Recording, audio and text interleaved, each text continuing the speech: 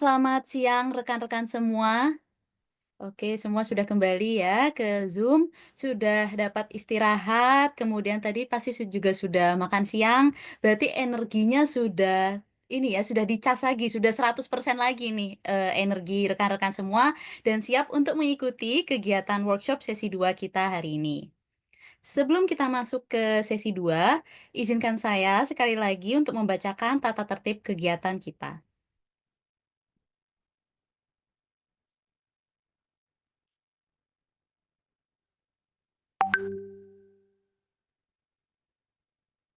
Baik, jadi tata tertibnya masih sama seperti yang sesi pertama tadi, yaitu yang pertama, peserta diharapkan untuk mengganti nama di Zoom sesuai dengan nama yang didaftarkan.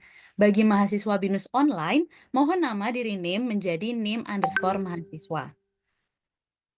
Yang kedua, peserta dihimbau untuk mengaktifkan video dan menggunakan virtual background pada saat workshop berlangsung. Ketiga, peserta dilarang menyalakan audio, kecuali jika dipersilakan. Keempat, apabila ada pertanyaan, peserta diharapkan untuk menggunakan fitur raise hand terlebih dahulu dan menunggu untuk dipersilakan berbicara. Atau rekan-rekan juga bisa menyampaikan pertanyaan melalui kolom chat di Zoom. Yang kelima, peserta diharapkan tidak melakukan aktivitas lain selama webinar berlangsung.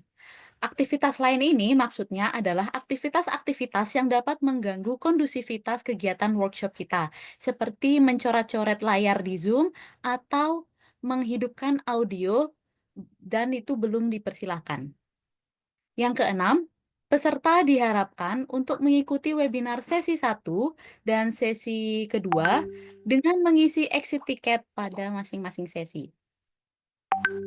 Yang ketujuh, sertifikat workshop akan dibagikan kepada peserta yang mengikuti serangkaian webinar sesi 1 dan sesi 2.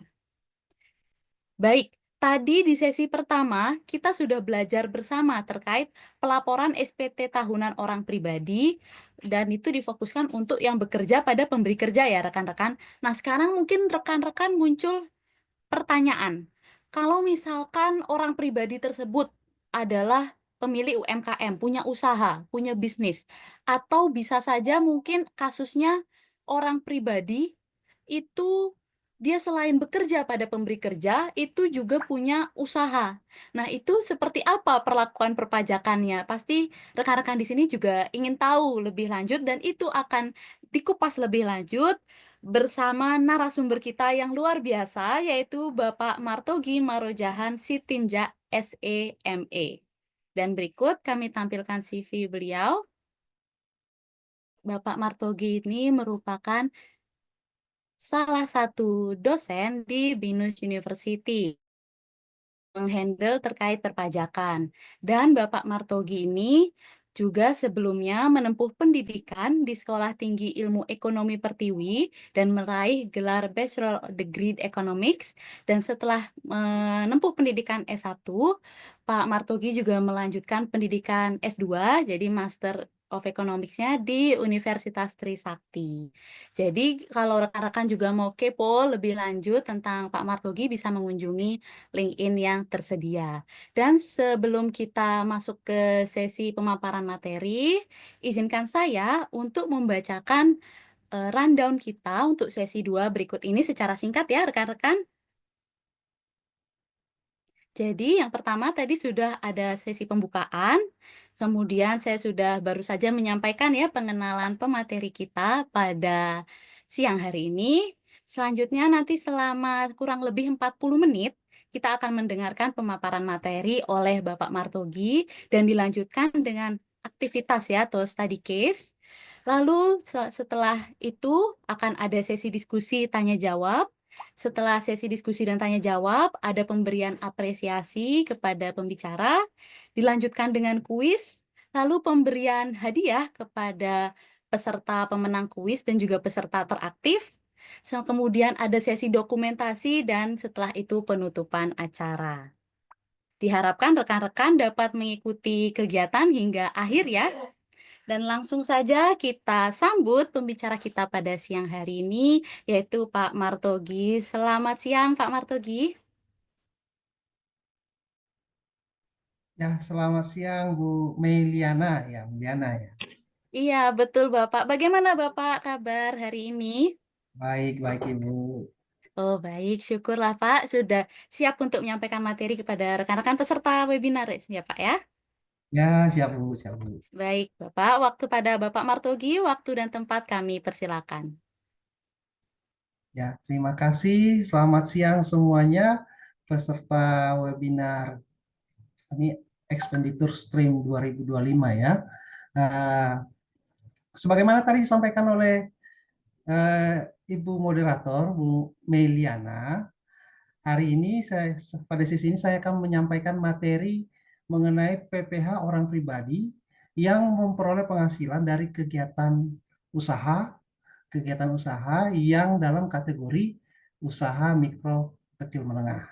Ya, saya akan share file materinya terlebih dahulu. Oke, sudah tampil Bapak, Ibu semua rekan-rekan?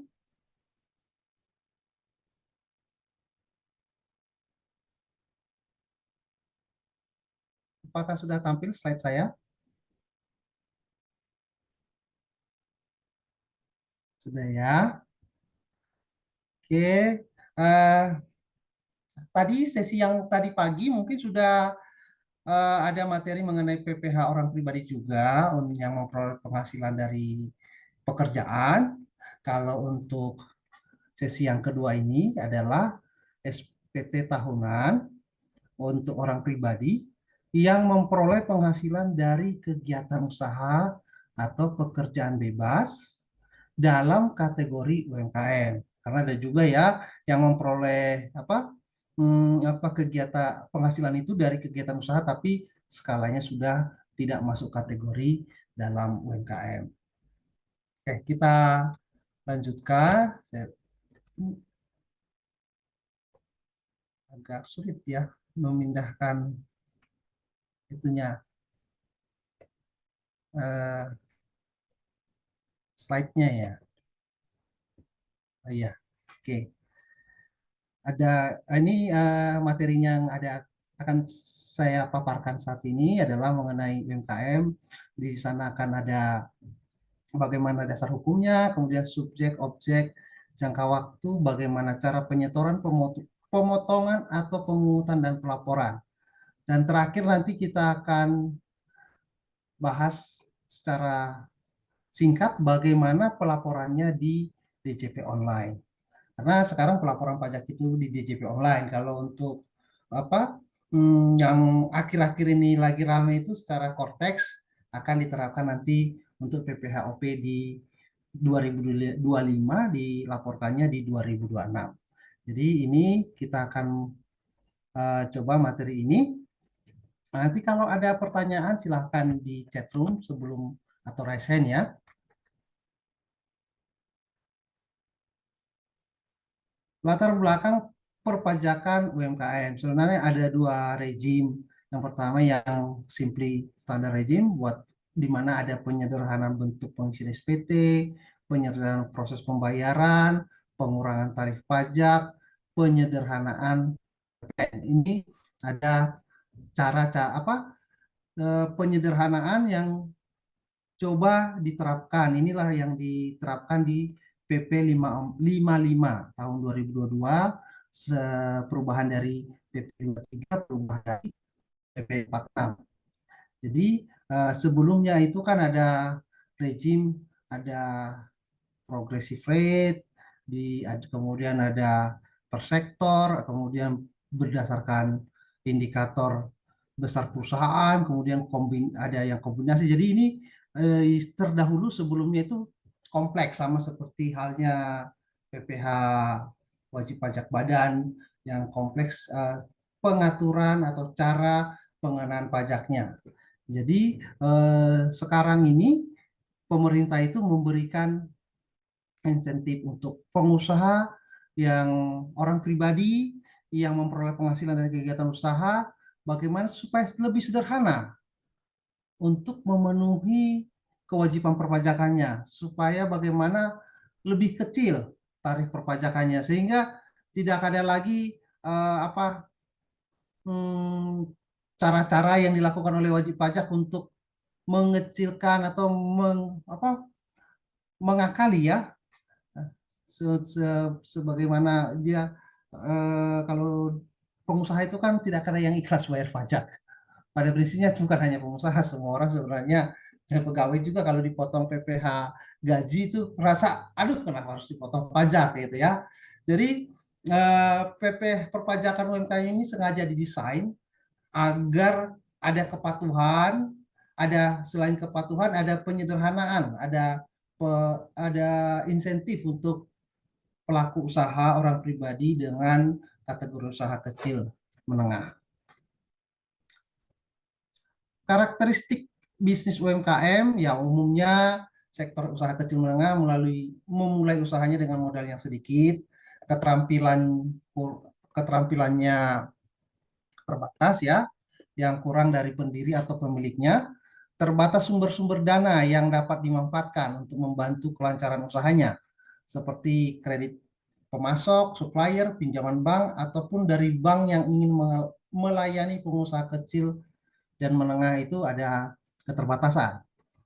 Kemudian karakteristik yang ketiga, kemampuan memperoleh pinjaman kredit perbankan relatif rendah. Penyebabnya antara lain karena kekurang mampuan untuk menyediakan jaminan, pembukuan, dan lain sebagainya. Kemudian banyak dari pelaku ekonomi UMKM belum mengerti pencatatan akuntansi. Ini umum lah ya. Sangat jarang kalau usaha pribadi itu dibuat pencatatan akuntansi yang memadai. Karena memang secara perpajakan tidak ada kewajiban pencatatan kalau untuk usaha orang pribadi yang kecil, usaha dalam mikro kecil menengah ini kategorinya ya. Kemudian umumnya sektor ekonomi UMKM kurang mampu membina hubungan dengan perbankan. Ini secara umum karakteristik bisnis UMKM. Mungkin ada karakteristik yang yang lain, tapi ini secara umum beginilah karakteristiknya. Dia itu tidak dimulai dengan modal kecil, keterampilan terbatas, network terbatas, sumber dana terbatas, dan seterusnya. Dalam data statistik yang diterbitkan oleh Bank Indonesia sesudah pandemi, bahwa untuk usaha mikro, usaha kecil, usaha menengah dengan profit margin lebih kecil sama dengan 10% itu, eh, lebih kecilnya itu di usaha mikro ya. Nah, ini apa persentase margin keuntungannya. Jadi untuk usaha mikro itu lebih besar 50% dan seterusnya. Kira-kira inilah profil dari usaha menengah, usaha kecil, usaha mikro dalam aspek profit margin di Indonesia. Ini data dari Bank Indonesia after COVID tahun 2023. Fasilitas yang dapat dimanfaatkan ini yang saya singgung di awal tadi. Fasilitas yang dapat dimanfaatkan ada wajib pajak pekerja bebas, ada wajib pajak dari kegiatan usaha. Ini sumber penghasilannya ya. Ada wajib pajak orang pribadi yang penghasilannya dari pekerjaan bebas. Pekerjaan bebas itu seperti apa? Pemborong, bisa tenaga tenaga terampil, atau teknisi, itu pekerja bebas. Ada juga wajib pajak kegiatan usaha, pedagang, ada trading, kemudian rata-rata trading ya, ada usaha mungkin manufaktur kecil-kecilan. Nah, kalau untuk wajib pajak kegiatan khusus, dia inilah yang masuk ke UMKM ya. Kenapa? Karena ini dalam peraturan baik itu di PP PP 46, PP 23, PP 55 kita akan lihat nanti bahwa ya, PPh final UMKM, fasilitas PPh final UMKM ini diperuntukkan untuk kegiatan usaha pada prinsipnya. Tapi bukan, ada beberapa memang untuk pekerjaan bebas di luar profesi ya, di luar profesi. Lebih detailnya eh, kita lihat di sini norma penghitungan neto. Jika dia yang menggunakan profesi, seperti pekerja bebas dalam hal tenaga profesi dan beberapa pekerjaan lain yang sudah diatur dalam undang-undang yang harus menggunakan penghasilan neto seperti halnya ya pengacara, dokter, akuntan, dia harus menggunakan penghasilan neto. Penghasilan neto itu begini. Jadi ada penghasilan bruto. Misalkan akuntan, kalau saya akuntan ya CPA, akuntan penghasilan brutonya 1 tahun 500 juta. Sehingga pemajakannya tarif pajak yang akan dasar pengenaan pajak yang akan dikenakan atas penghasilan saya adalah penghasilan neto dari bruto dengan norma penghitungan. Kalau untuk akuntan itu norma penghitungannya 50%. Artinya dari 500 juta, 50%-nya 250 juta. Itulah dasar pengenaan pajak yang akan dikenakan tarif pajak. Sudah dikurangkan nanti apa? PTKP, maka penghasilan kena pajaknya akan dikenakan pajak progresif. Jadi berbeda ya. Kemudian yang UMKM saya sudah sampaikan tadi, PPh final UMKM ini dikenakan tarif progresif. Kemudian ya usaha dengan omset maksimal 4,8. Tapi ini dibatasi ya, nanti ada batasannya, kita lihat nanti di aturannya. Ini sejarahnya mulai dari 2013 PP 46 ke PP 23 tahun 2018 yang berbeda di sini tarifnya. Sebelumnya 1% menjadi 0,5%.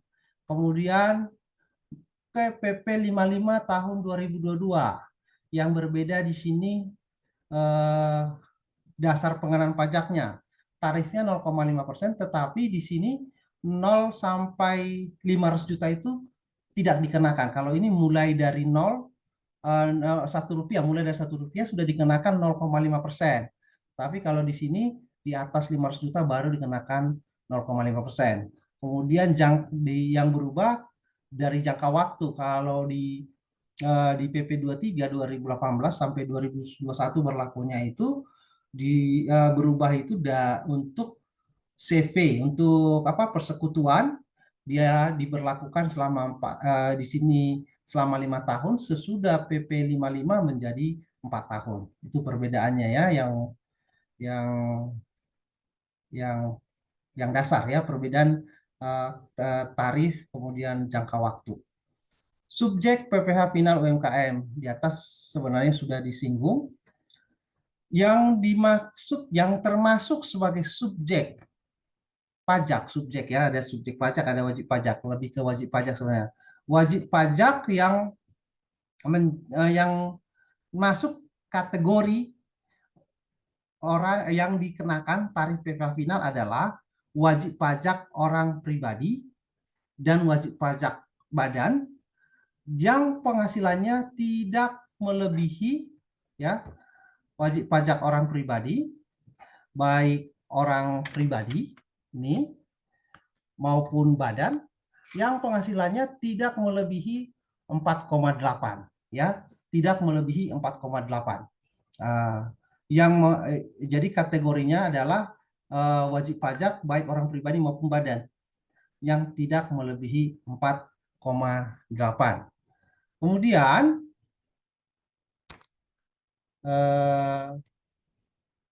berikutnya subjeknya sudah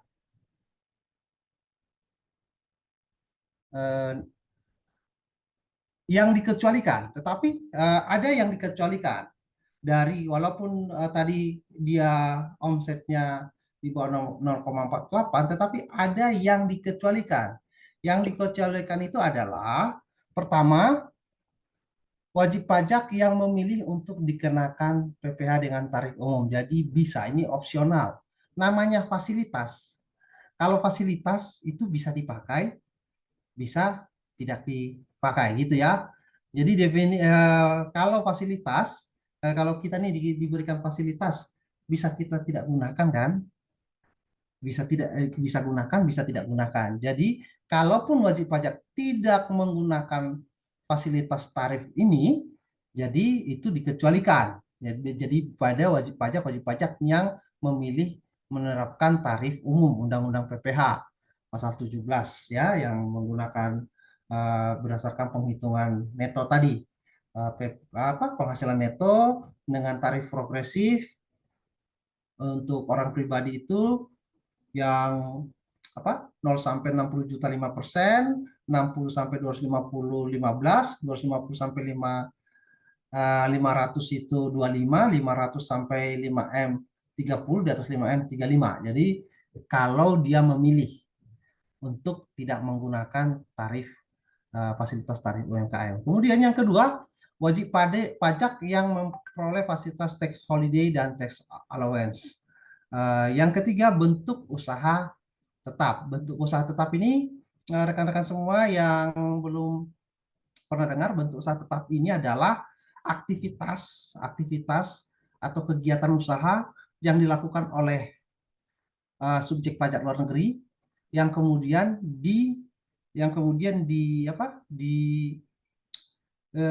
dilakukan melebihi time test day atau melebihi 183 hari eh, sehingga ditetapkan menjadi wajib pajak dalam negeri yang disebut dengan BUT ya. Jadi walaupun pemajakannya di luar UMKM itu sama dengan wajib pajak badan, tetapi untuk UMKM untuk kategori di bawah 4,8 miliar, di bawah 4,8 miliar omsetnya ini dikecualikan. Kemudian yang keempat, wajib pajak badan berbentuk CV atau firma yang dibentuk oleh beberapa wajib pajak pribadi dengan keahlian khusus. Yang saya sampaikan di awal tadi. Jadi pekerja bebas itu bisa masuk UMKM, ya. Pekerja bebas seperti teknisi komputer, teknisi fotokopi, teknisi AC.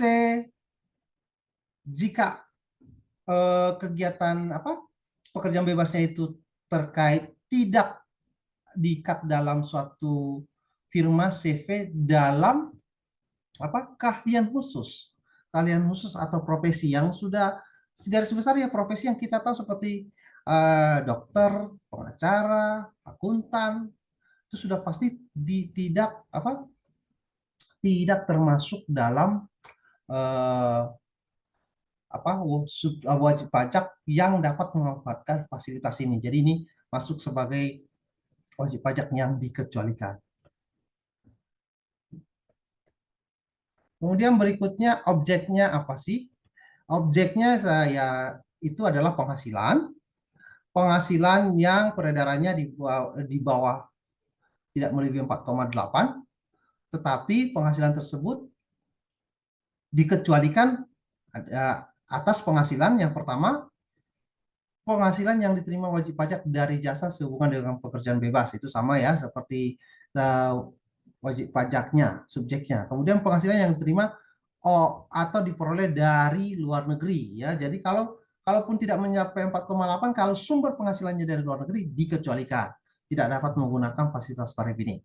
Kemudian penghasilan yang telah dikenai PPh bersifat final. Nah, ini saya mau jelaskan.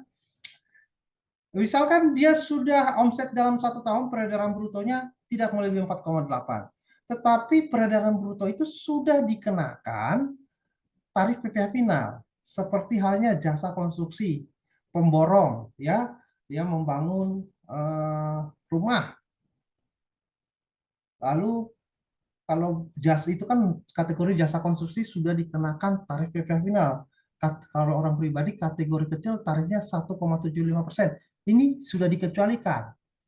Atau penghasilannya dari sewa tanah dan bangunan, menyewakan tanah dan bangunan, itu sudah final, tidak boleh. Jadi kalau ada pengusaha, kecuali ya, tapi ini dikecualikan. Ini ada kasus untuk yang ini sebenarnya untuk tanah dan bangunan. Ketika itu dijadikan usaha kos-kosan, itu masih dimungkinkan menjadi usaha. Seperti halnya si hotel ya, kalau WP Badan kan dia tidak dikenakan PPh sewa tanah dan bangunan yang 10%, untuk hotel untuk perusahaan-perusahaan. Nah, demikian juga untuk yang mikro kalau dia mengurus izin bahwa itu kegiatan usaha kos-kosan, tidak dia dapat menggunakan fasilitas ini ya. Nah, kecuali nanti penghasilan yang lainnya yang sudah dikenakan tarif final itu dikecualikan. Kemudian penghasilan yang terakhir, penghasilan yang keempat, penghasilan yang dikecualikan sebagai objek pajak. Ya sudah pasti ya, kalau bukan objek pajak eh, tidak akan dikenakan baik itu UMKM final ataupun eh, yang umum, tarif tarif PPh progresif kah, final kah, non final kah, kalau sudah bukan objek pajak. Yang bukan objek pajak ini ya seperti itu ya, ya kalau menerima hmm, hibah itu bukan objek pajak. Kalau menerima eh, klaim asuransi itu bukan objek pajak. Kira-kira seperti itu. Kemudian itu yang dikecualikan. Nah, ini tarifnya berapa sih tarifnya? Tadi 0,5%, tetapi untuk yang terbaru yang berlaku mulai 2023 ini 2022 ya, pertengahan. Ini 2023 mulainya berdasarkan regulasinya ini tetap 0,5%, tetapi untuk omset yang melebihi dari 500 juta. Misalkan ini setiap bulan 100 juta, tapi ini asumsi aja ya, nggak mungkin juga ada usaha se tuh jarang kan ada usaha sama setiap bulannya kalau kegiatan usaha, tapi asumsi aja sama gitu ya. Januari sampai Mei itu masih 500 juta sehingga tarifnya itu 0%, tidak dikenakan. Tetapi ketika sudah di atasnya baru dikenakan 0,5%. Kira-kira begitu cara perhitungannya ya. Jadi ada bagian yang tidak dikenakan pajak. Jangka waktu PPh final UMKM. Ini maksudnya apa? Bahwa fasilitas ini tidak dapat digunakan selamanya.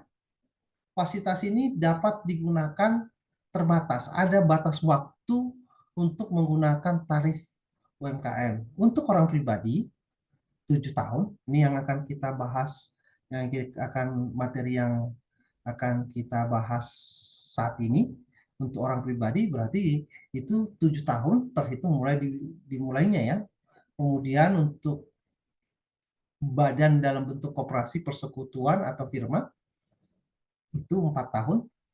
Ini yang terakhir untuk berbadan bentuk perseroan 3 tahun.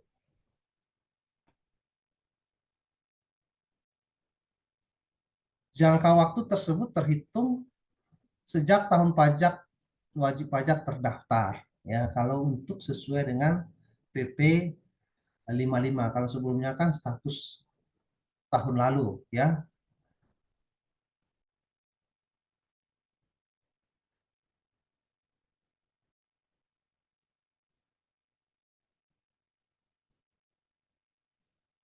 Oke, sedikit eh, berbeda dari ketentuan sebelumnya, muncul jenis wajib pajak badan baru yang dapat menggunakan tarif PPh final. Hal ini sesuai dengan ketentuan pasal 109 dengan tarif 0, dengan adalah sebagai berikut. Ini PP 55 ya. Sebenarnya sudah saya jelaskan tadi ya.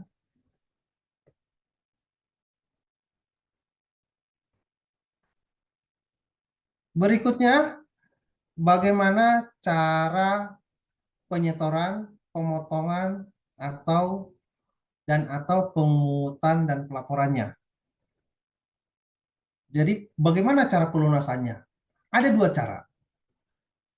Ada dua cara, bisa melalui disetor sendiri. Ini tidak bisa ya. Bisa disetor sendiri, bisa dipotong atau dipungut. Artinya begini, kalau usaha dagang relatif menggunakan seharusnya menggunakan yang disetor sendiri ya kalau dagang. Kalau jasa ini bisa jadi disetor sendiri, bisa jadi dipotong atau dipungut. Mengapa? Karena kalau jasa orang pribadi itu melakukan jasanya kepada sesama orang pribadi yang bukan pemotong, maka tetap setor sendiri. Tetapi ketika orang pribadi ini melakukan jasanya kepada pemotong, kepada perusahaan, misalkan jasa perawatan AC, kalau dilakukan ke rumah-rumah orang pribadi kan tidak dipotong karena orang pribadi tidak memotong PPh. Tetapi kalau jasa perawatan itu dilakukan kepada pemberi kerja yang merupakan wajib pajak badan yang merupakan pemotong, maka bisa jadi dipotong.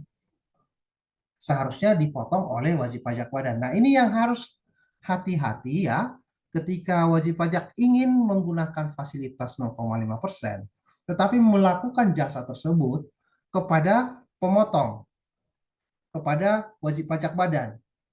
Umumnya wajib pajak badan akan memotong PPh pasal 23, tarif 2%. Karena kan wajib pajak badan tidak tahu apa itu pelaksana kerja itu, pemberi kerja tidak tahu pihak yang diberikan pekerjaan atau yang memperoleh penghasilan itu merupakan kategori UMKM atau tidak. Bagaimana supaya pemberi kerja itu tahu sehingga tidak dipotong dengan tarif 2% PPh pasal 23, maka wajib pajak yang menggunakan fasilitas UMKM harus meminta surat keterangan kepada kantor pajak terdaftar bahwa wajib pajak tersebut adalah dalam kategori usaha kecil, masuk ke tarif wajib pajak yang dapat menggunakan fasilitas tarif final UMKM. Jadi nanti akan diterbitkan surat SK. SK itu harus dilampirkan dengan tagihan. Itu ketika menagih ke wajib pajak yang merupakan pemberi kerja yang merupakan pemotong, sehingga dengan lampiran itu pemberi kerja akan tahu oh ini adalah wajib pajak yang merupakan wajib pajak yang merupakan yang dikenakan PPh final. Kalau tidak ada pasti dipotong PPh pasal 23. Akhirnya apa yang menjadi apa masalahnya kalau dipotong PPh 23, wajib pajak akan rugi ya, akan rugi. Harusnya final, maka dia dipotong 2% itu tarif jenisnya berbeda, tidak dapat digunakan, harus setor sendiri. Kalaupun 2% itu bisa diminta kembali, di refund, restitusi, itu proses yang panjang dan melelahkan. Jadi untuk rekan-rekan, jika ada mengalami kasus seperti ini bisa memintakan ke kantor pajak terdaftar untuk diterbitkan surat keterangan, sehingga ketika bertransaksi atau memperoleh pekerjaan dari pemberi kerja yang merupakan pemotong akan dipotong oleh pemberi kerja dengan tarif final UMKM.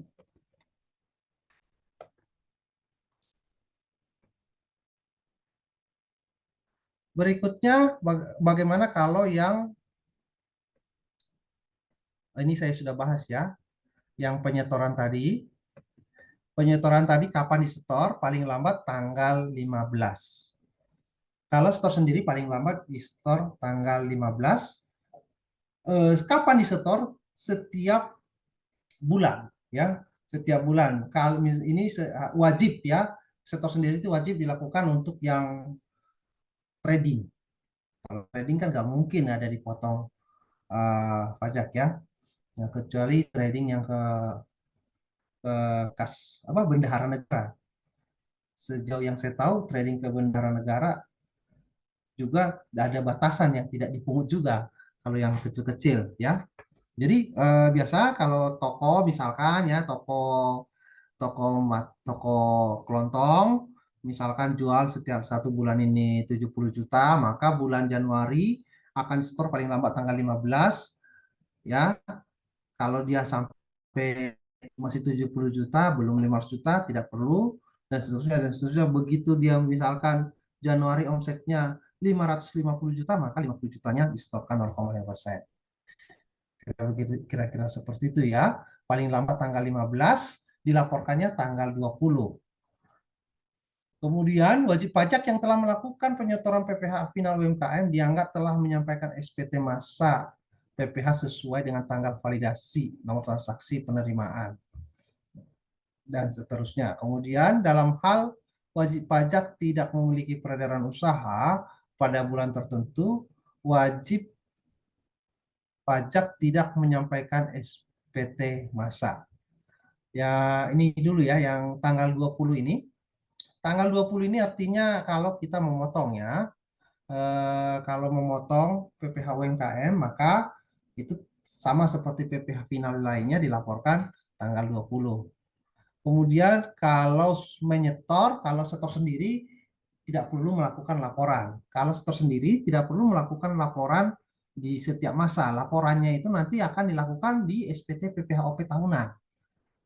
Jadi nanti kita kita bahas bagaimana cara melaporkannya di tahunan.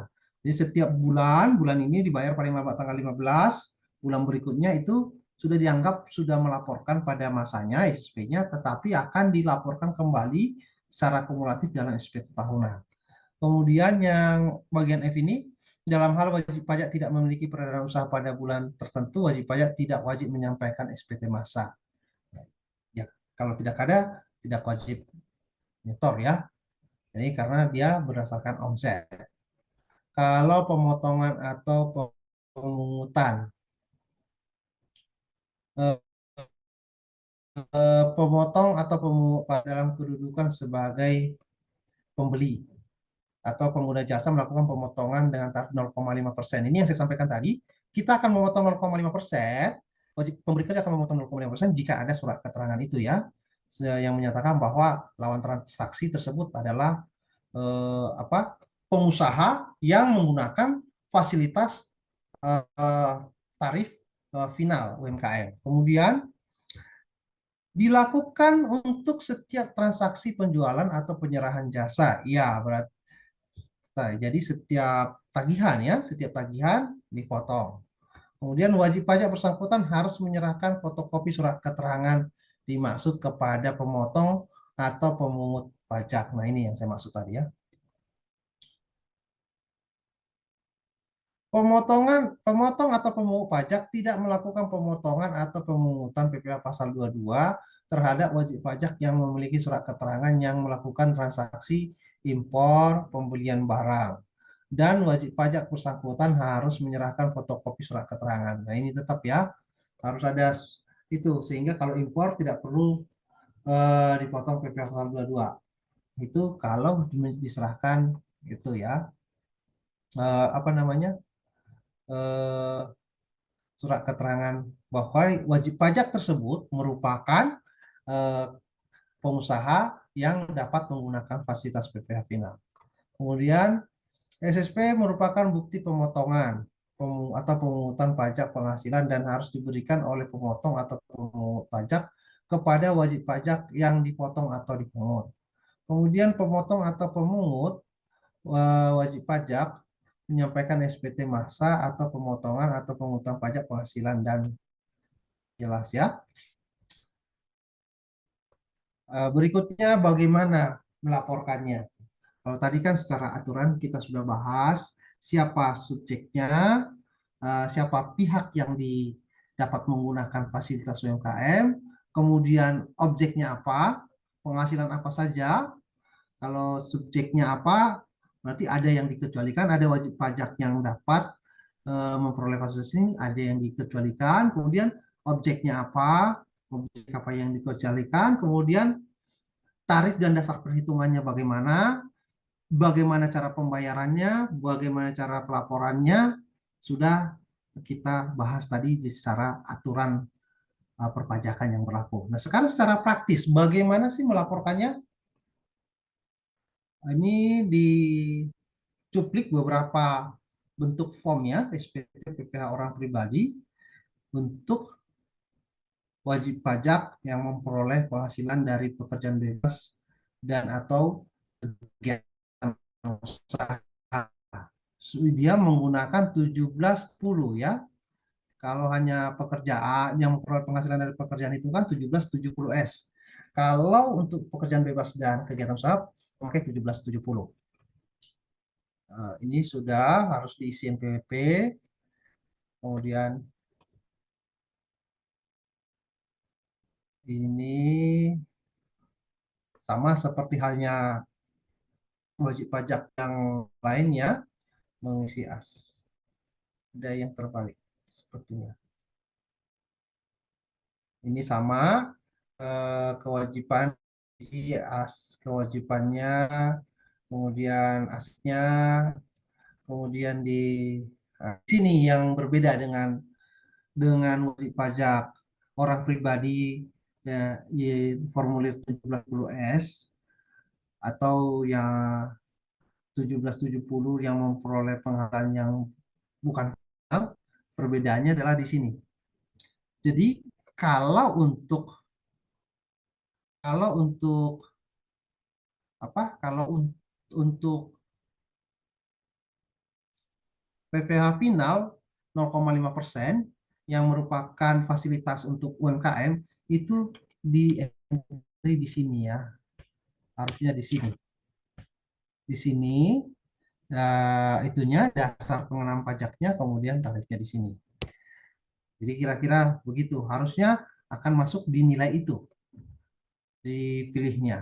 Jadi kalau untuk yang lain, misalkan ini final ya. Kalau final yang lain, misalkan deposito masuk ke sini, kemudian final hadiah undian masuk ke sini, kemudian final saham di bursa efek masuk. Kalau deposito di entry di sini. Tapi kalau untuk penghasilan dan kegiatan usaha di entry-nya dengan memilih pilihan ini ya. Nah, kemudian ketika memilih pilihan ini akan secara otomatis kita ada akan ada pilihan untuk membuka eh, rinciannya. Rinciannya di sini, kemudian akan tampil eh, ini formulir tahun lalu ya, 23 ya. Akan ada formulir isian peredaran usaha setiap masa. Jadi setiap masa Januari berapa. Kalau ini tak 23, kalau pakai PP 23 seperti ini, kalau pakai PP 55 yang berlaku mulai 2023 sampai sekarang, ini berarti kan ini tidak ada ya. Belum 500 juta berarti ini tidak ada. Bukan ini ada, maaf. Ininya tidak ada. Ini pajaknya yang tidak ada. Ini tidak ada karena belum 500 juta ya. Kira-kira 100, 200, 300. Dan sampai sini belum ada pajak ya. Mungkin mulai dari bulan Juni baru ada pajaknya. Kelihatannya seperti itu ya. Iya. Atau mulai bulan Mei sebagian. Jadi karena sampai 500 juta belum dipotong pajak. Ini karena contoh filenya menggunakan PP 23. Di DJP online bagaimana melaporkannya?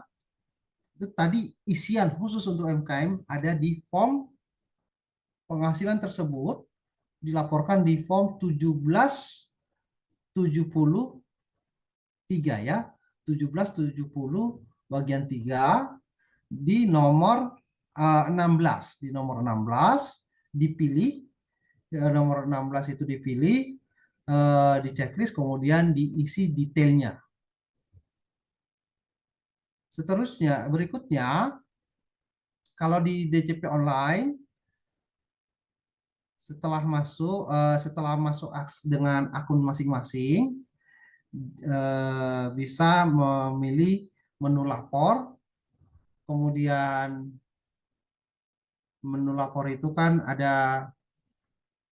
akan ada pilihan kalau sekarang ya ada DJP online, ada masa transisi ke Cortex. Kan kita sekarang itu masih menggunakan DJP online ya. Cortexnya nanti di tahun 2025 dilaporkan tahun 2026. Eh, yang dalam hal untuk DJP online disiapkan NPWP, EVIN, email akun DJP online dan passwordnya jangan lupa. EVIN ini adalah kode jika kita lupa password. Kalau untuk mengganti password, mengganti email yang didaftarkan itu di EVIN diaksesnya ya, utamanya mengganti password ya. Kemudian pendaftaran DJP online. Pertama dapat EVIN dulu, kemudian registrasi ke akun DJP online. Sesudah itu baru memasukkan NPWP dan kata sandi eh, di DJP online. Sudah aksesnya sudah dapat, akan ada pilihan apakah melalui e-filing atau e-form. Jadi ada pilihan e-filing, ada e-form. Bedanya kalau e-filing itu kan kalau e-filing itu langsung diisi secara online, kalau e-form itu di-download, diisi secara offline, nanti baru disubmit secara online. Jadi kalau ini kita contohkan bagaimana mengisi e-form. Tapi pada prinsipnya sama saja, isiannya sama ya. Cara teknis pengisiannya aja. Kalau formulir yang akan diisi itu sama, mau e-filing, mau e-form, relatif sama, formulir yang harus diisi. Tapi kalau e-filing itu kan kita mengisi itu secara online, online live gitu ya. Tidak jaringan harus tetap online. Kalau e-form itu tidak perlu, yang penting download e-formnya, diisi secara offline, nanti pada waktu submit aja yang harus online. Jadi kemudian pertama kalau dengan e-form sama, kita masukkan dulu aksesnya, nomor, password dan seterusnya. Rekan-rekan yang biasa lapor setiap akhir tahun pasti sudah terbiasa dengan ini, kecuali yang belum ya. Kemudian pilih menu lapor. Kemudian ini pilihannya, ini ada dua, e-form, ada e-filing ya.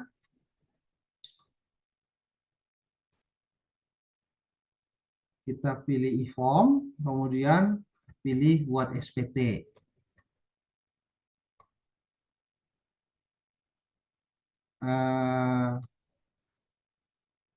Ini akan ada pilihan, apakah Anda menjalankan usaha? Iya, ya kan? Kalau untuk UMKM itu adalah untuk menjalankan usaha atau pekerja bebas, pilih ya. Kemudian sesudah itu, sorry, sesudah itu langsung akan pilihan e-form SPT tahunan orang pribadi 1770. Ini akan dimintakan, akan langsung otomatis ya. Kalau tidak, ini tidak akan muncul diarahkan untuk formulir 1770S. Berikutnya setelah itu kita eh, ini akan ada isian pilih tahun berapa, kemudian itu normal atau pembetulan. Kalau pertama kali itu ya pasti normal. Kemudian di email atau mendapat pengiriman token email atau telepon, ada dua pilihan. Ini tokennya ini artinya ini adalah uh, kode, sebuah kode untuk yang harus dimasukkan pada waktu akan submit atau memasukkan melaporkan. Jadi sesudah nanti diisi, kemudian mau mengirimkan SPT-nya, akan dimintakan kode verifikasi atau token ini. Nah, token ini akan dikirimkan ke mana? Akan dikirimkan ke apa? Bisa ke email ataupun ke nomor handphone yang sudah didaftarkan. Kemudian diunduh formulirnya, dan itu kalau untuk e-form ya. Kalau untuk e-filing relatif sama, tetapi ini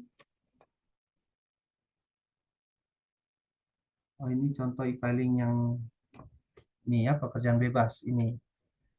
Ini yang e-filing ya. Kalau e-filing dia langsung diklik nanti ini yang e-filing, langsung klik, sorry, bukan ya. Nah, kalau e-filing langsung ada formnya secara online. E-form juga akan ada form seperti ini. Bedanya, e-form itu kita isi secara offline. Kalau e-filing kita isi secara online, gitu ya. Formnya tetap sama.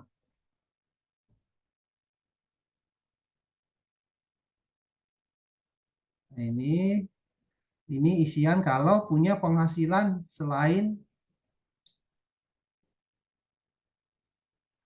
ini kalau ada punya penghasilan selain UMKM, ini ada isinya ya.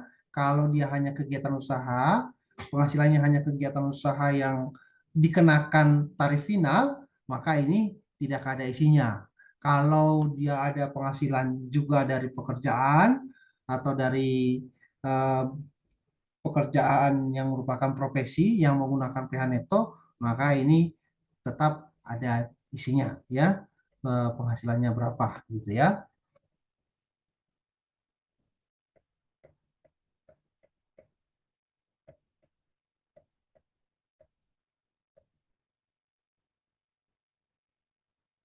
Eh, atau ini sebentar, saya kalau dia UMKM, bagaimana kalau dia UMKM tetapi sudah melebihi batas? Kalau sudah misalkan dia badan atau orang pribadi sudah lewat 7 tahun menggunakan tarif PPh final, maka dia akan mengisi ini. Jadi tidak menggunakan tarif tadi, kan ada batas waktunya ya, 7 tahun kalau untuk orang pribadi. Nah kalau untuk tahun ke-8 bagaimana? Tahun ke-8 dia akan diisi di sininya, tidak diisi lagi di tadi formulir yang 1773, tetapi diisi di formulir induknya. Itu ya. Kemudian berikutnya di sini ini kalau dikecualikan jika ada diisi, jika tidak ada tidak perlu diisi. Kemudian ini tanggungan. Kalau ada tanggungan, kalau single ini tidak perlu diisi ya. Kalau ada tanggungan bisa diisi. Kalau ada utang diisi ini sama persis ya, seperti halnya pekerja pekerja 17 formulir 1770S sebenarnya. Yang berbeda hanya di yang tadi itu saja ya. Sebenarnya di pekerja bebas ini tidak dimasukkan ya, ada yang di atas tadi ya. Penghasilan pajak yang final di sini ya harusnya ya. Yang tadi yang final itu ini diklik, ada nggak di atasnya ini? Nah yang ini bukan ya, 17 sepertinya formulirnya ada yang kurang. Kalau untuk pekerja bebas ini ketika bagian A yang final ini dibuka akan ada pilihan untuk mengisi yang tadi yang di atas tadi yang ini ya. Yang tadi di awal yang ini. Ini kan kalau e-form, ini contoh yang e-form. Nah, kalau nanti di e-filing juga pada waktu ada penghasilan yang dikenakan final, diisi di sini, di ini dipilih, kemudian akan ada dimintakan isian penghasilannya setiap masa. Kira-kira seperti itu ya.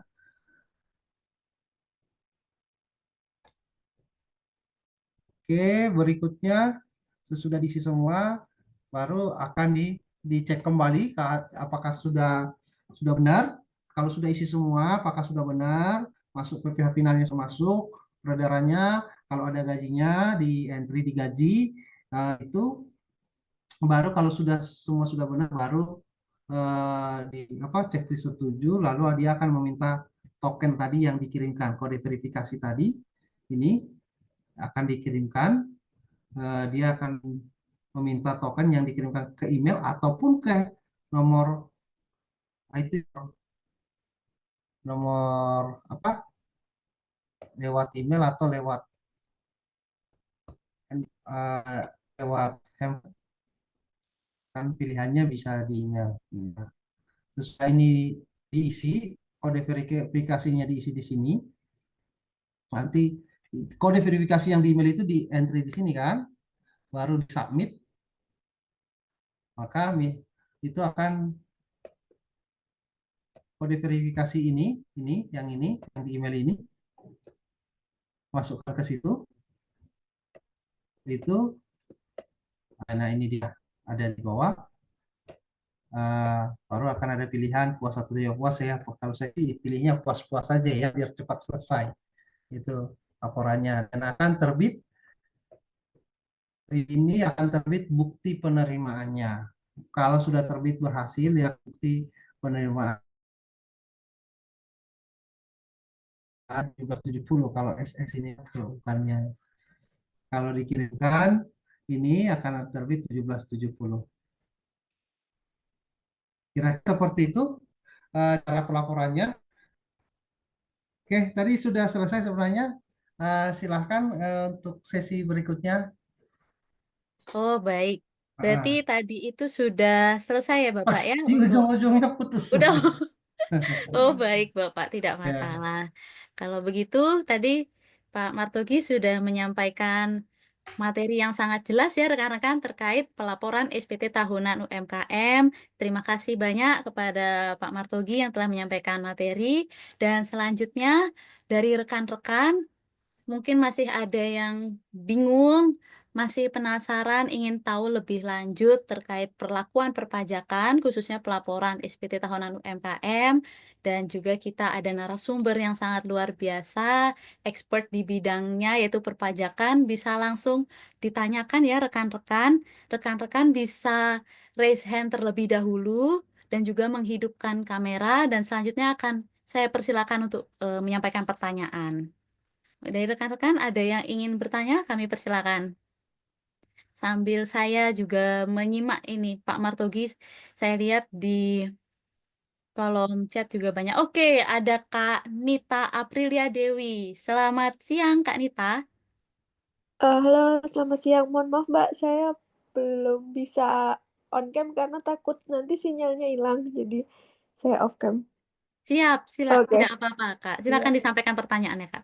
Pertanyaannya, kalau misalnya nih, bisnis kan nggak ada yang tahu, misalnya omset itu kadang naik 800, kadang 400, kadang 300, kadang 900. Nah, tadi kan dipaparkan oleh Pak narasumber ya, karena untuk PP yang terbaru itu lebih dari 500. Nah, kalau keadaan bisnis yang seperti itu lebih baik bagaimana? Begitu. Oke, baik, Kak Nita. Jadi, karena jumlah omset itu naik turun ya, Kak, ya Iya, maksudnya ya. Jadi, iya. Betul. sebaiknya bagaimana untuk perpajakannya. Baik, terima kasih, Kak Nita. Untuk Pak Martogi, apakah berkenan untuk menjawab terlebih dahulu, Pak? langsung ya. Terima Boleh, kasih Pak. Mbak Nita. Jadi memang benar ya kalau apa kegiatan usaha penghasilan ya nggak mungkin uh, flat atau sama ya, bisa naik bisa turun. Jadi untuk tadi tarif sebenarnya fasilitas ini bisa pilihan, bisa digunakan, bisa tidak digunakan. Jadi kalau tidak digunakan, kalau wajib pajak memilih untuk tidak menggunakan penghasilan apa tarif PPh final UMKM, maka dapat menggunakan tarif umum PPh pasal 17 yang 15 5 15 25 30 35 dengan berdasarkan PH neto. PH netonya itu menggunakan norma ya, tidak wajib menggunakan pembukuan. Kalau sudah di atas 4,8 baru wajib menggunakan menyelenggarakan pembukuan. Nah, dia kalau untuk net normanya berapa dari bruto kali berapa persen mendapatkan neto itu tergantung masing-masing jenis kegiatan atau objek penghasilan berbeda-beda. Kalau saya sebagai akuntan itu 50%, maunya sih 50% ya untuk normanya. Nah, itu satu bahwa itu pilihan. Yang kedua, bagaimana kalau dia fluktuasi? Kalau sepanjang aturannya kan 0 sampai 500 itu tidak dikenakan PPN. Artinya kalau tahun ini hanya 300 atau 400 tidak dikenakan PPh kalau masih dalam rentang waktu fasilitas 7 tahun ya. Jadi kalau 0 sampai 500 omsetnya tidak dikenakan PPh. Kalau tahun ini 400 nggak ada PPh, tapi tahun sebelumnya 700 berarti bayar PPh atas yang 200 juta. Atau tahun berikutnya nanti itu menjadi 1M berarti harus membayar PPh atas di atas 500 berarti 500 jutanya harus dibayar PPh. Kira-kira seperti itu. Kalau tahun berikutnya itu sudah atau tahun lalu itu hanya 4M, tahun ini menjadi 5M, maka tahun ini itu menggunakan tarif itu tarif UMK, bukan tarif final lagi, tetapi tarif yang umum gitu. Kira-kira seperti itu. Kalau ada mau ditanya lagi, silahkan. Baik, kepada Kak Nita bagaimana Kak atas penjelasan dari Pak Martogi? Sudah cukup jelas, Mbak. Terima kasih, Pak. Baik, terima kasih juga Kak Nita. Selanjutnya, ini ada pertanyaan dari Kak Budiono Wijaya Kusuma. Mungkin berkenan untuk on mic Kak, untuk menyampaikan pertanyaan langsung kepada Pak Martogi? Pertanyaan yang ini ya, apakah jika pakai norma itu juga wajib pencatatan? Kalau bisa dijelaskan juga apa itu pencatatan, apa itu pembukuan. Ini Iya, yang sering izin Pak. menjadi jebakan BPN. Yang ini bukan? Ya, di atasnya juga ada, Pak. Mungkin saya izin bacakan ya, Oh, Pak, ya. Ada silakan. dua pesan dari Kak Budiono. Saya mau tanya, kalau untuk tarif umum perpajakan, kalau tidak salah yang pasal 17, yang mempunyai tarif yang berjenjang itu kelihatan penghasilan seseorang. Tapi kalau UMKM yang mendapat tarif final 0,5%, berapa penghasilannya? Contoh misalkan omset setahun 4 miliar rupiah, tarif final yang dibayarkan berarti 4 miliar dikurangi 500 juta kali 0,5%. Tapi berapa penghasilannya? Karena biasa terjadi wajib pajak tersebut beli mobil Avanza langsung dapat SP2DK. Pertanyaan apakah jika pakai norma itu juga wajib pencatatan? Kalau bisa dijelaskan juga apa itu pencatatan, apa itu pembukuan. Ini yang sering jadi jebakan Batman oleh KPP. Mohon izin Pak Matogi untuk menjawab. Terima kasih pertanyaannya Pak Budi Widiono ya. Saya ulang ya, supaya agak panjang soalnya supaya saya memahami juga, supaya pas jawabnya. Eh, Kalau tarif umum perpajakan pasal 17 mempunyai tarif berjenjang untuk penghasilan seseorang ya. Untuk orang pribadi pakai 17 itu yang berjenjang ya. Untuk orang pribadi. Kemudian kalau UMKM mendapat tarif final berapa penghasilannya. Nah, itu tadi yang kita bahas ya. Kalau orang pribadi ini kan punya penghasilan, sumbernya itu bisa dari penghasilan dari pekerjaan sebagai pegawai, bisa dari pekerjaan bebas, ya, atau dari pemberi kerja sebagai pegawai, atau bisa dari pekerjaan bebas dan atau kegiatan usaha. Nah, kalau sebagai pegawai dari satu pemberi kerja, dia akan menggunakan formulir 1770S, ya. Kemudian kalau dia pemberi dari kegiatan usaha atau pekerjaan bebas, dia itu menggunakan formulir 1770. Nah, yang dapat menggunakan uh, tarif 0,5% UMKM selama 7 tahun. Selama 7 tahun ini ya, itu adalah yang pekerja bebas dan atau penghasilan kegiatan usaha. Batasannya tadi di atas 500, tidak melebihi 4,8 miliar dalam 1 tahun. Itu ya tadi mungkin terlewat Pak Budi ya. Itu batasannya. Itu apa? Subjeknya tadi ya, wajib pajak yang dapat menggunakan fasilitas itu adalah di atas 500 sampai 4,8 miliar. Itu yang dapat menggunakan 5%. Kemudian berapa? Ini sebentar saya perbesar dulu ya. Itu tadi ya kali, tapi berapa penghasilannya, karena bisa terjadi wajib pajak tersebut beli mobil Avanza langsung dapat SP2DK. Nah, kalau untuk final ini tarif final tarif PPh final UMKM 0,5% ini dikenakan atas peredaran usaha bruto ya Pak. Jadi bukan dari peredaran netonya. Kalaupun nanti dikenakan SP2DK, itu kan tinggal dijawab saja bahwa itu sumbernya dari mana. Misalkan mungkin itu sangat dicurigai, misalkan dilaporkan UMKM hanya eh, kalau beli Avanza, berapa harga Avanza sekarang? Let's say 300 juta. Tidak akan di SP2DK kalau UMKM yang dilaporkan itu eh, sampai misalkan 4 miliar, ya 3 miliar. Tapi akan pasti di SP2DK kalau penghasilan yang kena 0,5% itu hanya dilaporkan 200 juta, tiba-tiba beli mobil harga 300 juta. Kan brutonya aja 200, bisa-bisanya nambah aset 300. Makanya ada SP2DK minta keterangan, ada nggak penghasilan yang lain.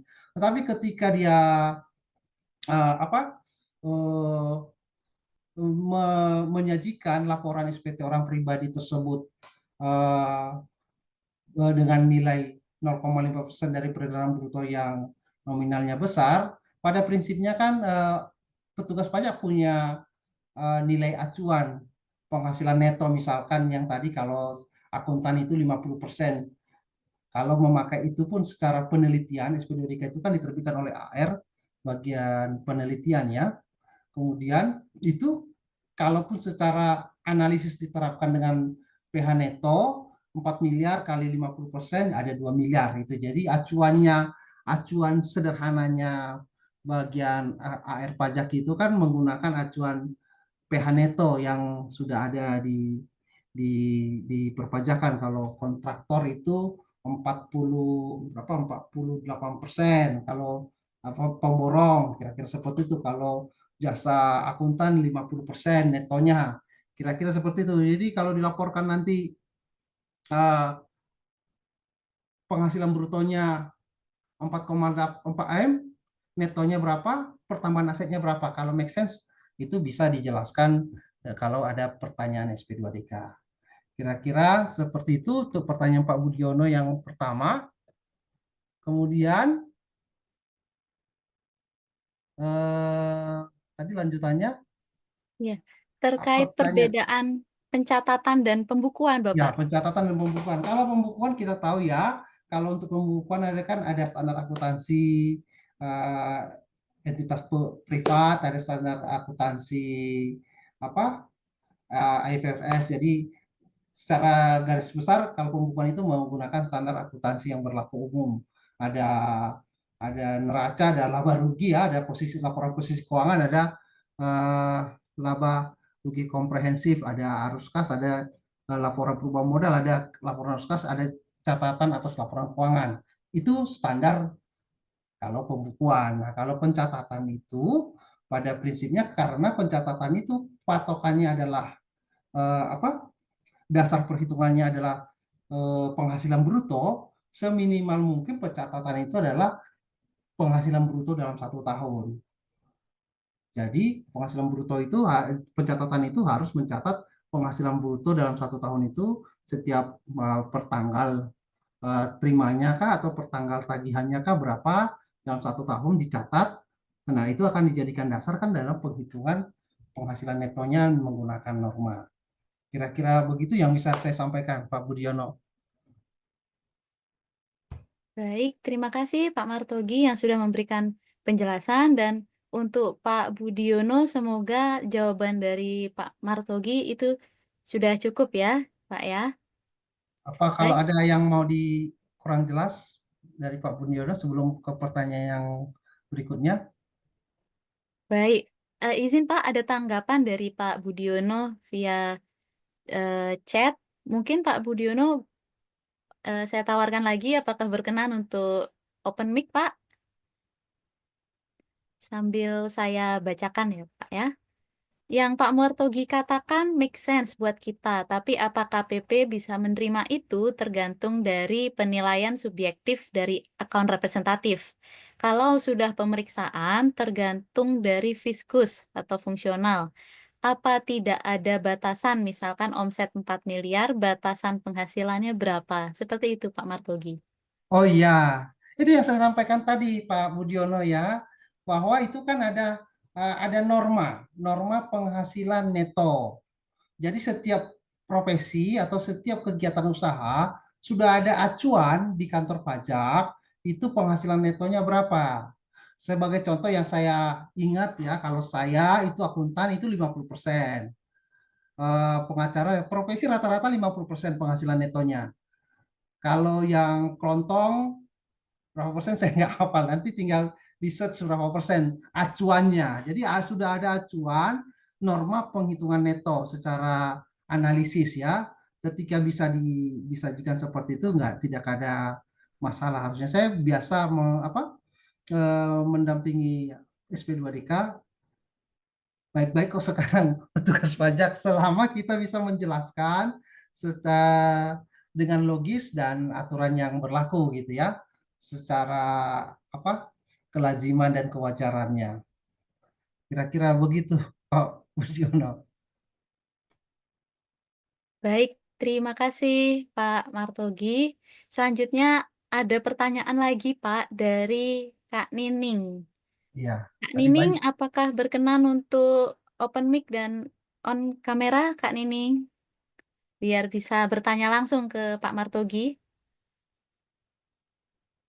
Oke, sambil saya bacakan ya Pak ya. Apakah NPPN tiap-tiap daerah berbeda Pak? NPPN apa nih maksudnya Pak Bu Nining Dari nomor Kak Nining bisa lebih menjelaskan NPPN yang dimaksud Kak? Norma penghasilan, Pak. norma penghasilan neto itu dari ada listnya sih saya nggak hafal dari kantor pajak norma penghitungan penghasilan neto ya NPP norma perhitungan penghasilan neto itu harusnya ditetapkan langsung dari Direktorat Jenderal Pajak tidak per wilayah. Nah, karena itu kan masuk ke pajak pusat bukan pajak daerah kecuali itu nanti ada kenakan pajak daerahnya itu ada pajak daerah. Jadi sudah ada listnya per kegiatan usaha sejauh yang saya uh, pergunakan ya.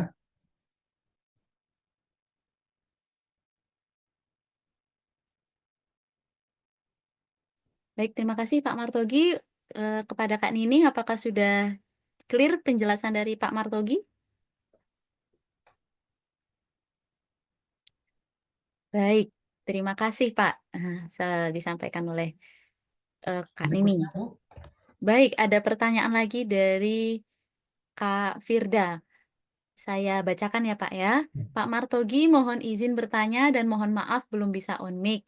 Apabila WP sektor jasa menggunakan fasilitas tarif PPh UMKM, namun dari lawan terlanjur melakukan pemotongan PPh pasal 23, apakah lawan transaksi harus melakukan pembatalan bukti potong PPh pasal 23 atau pemotongan tersebut dapat dijadikan sebagai kredit pajak? Terima kasih Pak Martogi. oke. Begini Bu, terima kasih Bu Firda. Itu tadi kasusnya ya, kita tidak mungkin pada waktu menagih tidak memberikan kopi dari surat keterangan UMKM maka dipotong PPh non final 23 kah atau pasal berapa yang non final. Jadi padahal kalau usahanya ini kan final, artinya dikreditkan juga tidak bisa. Kalau wajib pajaknya final, ya tidak ada kredit, harusnya tidak ada kredit pajak. Jadi kalau berdasarkan PMK apa kemarin saya urus 48 ya. Nanti saya nggak hafal nomor PMK-nya. Itu masuk ke pengembalian kelebihan pembayaran pajak yang seharusnya tidak terhutang atau kelebihan. Jadi ada pilihannya itu. Itu di Cortex ada. Kalau sekarang di Cortex katanya saya sudah nggak pernah pakai, belum pernah ya, belum karena masih baru. Tapi kalau di yang lama itu ada formulir isian mana yang kita minta pengembaliannya. Misalkan kalau dia kontraktor impor sempat dipotong PPh pasal 22 bisa minta pengembalian untuk yang seharusnya tidak terhutang gitu ya. Itu. Jadi ada proses permintaan pengembaliannya. Jadi bukan dikreditkan ya karena memang dia non final. Kalau non final, kalau kegiatannya non final berarti dia tidak ada kredit pajak. Selesai pemajakan apa? Selesai kewajiban perpajakannya pada masa diterimanya atau dilakukannya diserahkannya ke barang kena pajak atau jasa kena pajaknya. Kira-kira seperti itu, Bu Firda. Baik, Pak Martogi. Semoga jawaban dari Pak Martogi bisa diterima. Oh, baik. Terima kasih atas insight-nya, jawaban dari Ibu Firda, Pak. Lanjut, Pak. Izin ada lagi tanggapan dari saya izin bacakan. Ya, Oh iya silakan. Pak, satu lagi. Yang dikatakan tadi masalah pembukuan dan pencatatan tadi, berarti pencatatan bisa kita lakukan meskipun tidak mengikuti kaidah akuntansi yang ada. Namun, apakah yang menggunakan norma penghitungan itu wajib melakukan pencatatan atau tidak? Sekian, Pak. Pencatatan wajib ya. Tadi ini dari Pak siapa? Dari Ibu Pak Budiono, Bapak Pak. Budiono. Ya, pencatatan itu wajib, Pak. Yang tidak wajib itu pembukuan. Pencatatan itu wajib karena dasar perhitungannya kan dari pencatatan. Tapi kan pencatatan itu tidak ada standar akuntansi yang harus diikuti. Tetapi pencatatan itu setidaknya harus mencerminkan transaksi yang mencerminkan nilai bruto, penghasilan bruto yang diperoleh dalam 1 tahun. Karena yang dijanjikan dasar penghitungan pajak DPP-nya adalah nilai bruto dikali norma. Nah, nilai bruto dikali norma sama dengan penghasilan neto. Jadi harus ada catatan nilai bruto dalam 1 tahun pajak. Januari berapa, Februari berapa, Maret berapa. Kalaupun nanti di challenge sama AR dalam SP2DK, challenge-nya paling itu di counter ke rekening. Apakah bruto itu sama dengan uang masuk, ya? Misalkan penghasilan bruto dalam catatan 2 miliar, uang masuk di bank 3 miliar. Harus dijelaskan 1 miliar itu dari mana gitu ya. Apakah itu penghasilan yang tidak dilaporkan atau hutang atau apa gitu. Jadi paling challenge-nya di sana. Harus logisnya catatan itu mencerminkan uang masuk di rekeningnya, di rekening bank yang dipergunakan untuk kegiatan usaha. Kira-kira seperti itu Pak Budi. Tapi kalau sudah di atas 4,8 wajib menyelenggarakan pembukuan. Kalau badan, kalau itu untuk WP pribadi, kalau untuk WP badan, baik CP maupun Persero, mau dia walaupun omsetnya hanya 100-200 juta atau di bawah 1 miliar, itu wajib menyelenggarakan pembukuan. Orang pribadi masih ada apa kebijakan tidak wajib menyelenggarakan pembukuan, hanya pencatatan. Kira-kira seperti itu Pak Budiono. Baik, terima kasih Pak Martogi atas jawaban yang telah diberikan. Dan ini satu penanya terakhir ya Pak ya, izin saya Ya. bacakan. Baiklah, sebelumnya perkenalkan nama saya Ningrum. Saya mahasiswa Prodi Perpajakan Universitas Jambi. Di sini saya ingin bertanya mengenai koreksi fiskal. Bagaimana koreksi fiskal mempengaruhi tarif efektif rata-rata atau TER bagi wajib pajak dengan penghasilan bruto kurang dari 4,8 miliar per tahun? Demikian, Pak. Koreksi fiskal ke TER, maksudnya kira-kira seperti kalau TER itu kan digunakan untuk pemberi kerja ya. TER itu digunakan oleh pemberi kerja dalam memotong penghasilan orang pribadi yang bekerja yang diberikan pekerjaan. TER itu digunakan untuk pegawai pada prinsipnya ya. Nah, itu hubungannya ke koreksi fiskal belum saya tahu. Nangkap mungkin kurang lengkap itu. Coba ditanyakan kalau bisa open mic ya atau langsung seperti apa. Baik, kepada Kak Ningrum, bisa open mic, Kak, dan diperjelas kembali pertanyaannya. Koreksi fiskalnya seperti apa?